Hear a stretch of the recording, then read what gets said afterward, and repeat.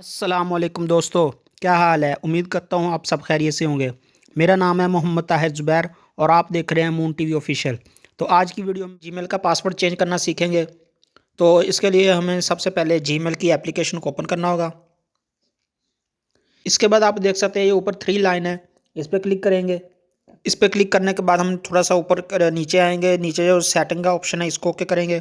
इसके बाद आपके मोबाइल में जितनी जीमेल की आईडी होंगी वो सारी यहाँ पे शो हो जाएंगी। तो अब आपने जिस जीमेल की आईडी जिस आईडी का आपने पासवर्ड चेंज करना है उसको आप क्लिक करेंगे। जैसा कि मैं इसको क्लिक करूंगा, नीचे वाली को। इसके बाद जो सबसे ऊपर लिखा हुआ मैनेज अकाउंट, इसको ओके करेंगे। इसके बाद आप ये ऊपर देख सकते हैं पर्सनल इन्फो, इस पर ओके करेंगे। उसके बाद आप ये नीचे देख सकते हैं पासवर्ड, इसको ओके करेंगे।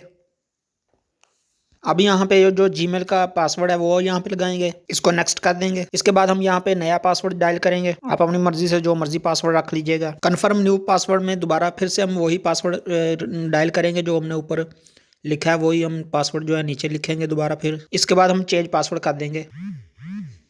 Password change successful. देखें ना, देखें दोस्तों, ये पासवर्ड हमारा चेंज हो चुका है।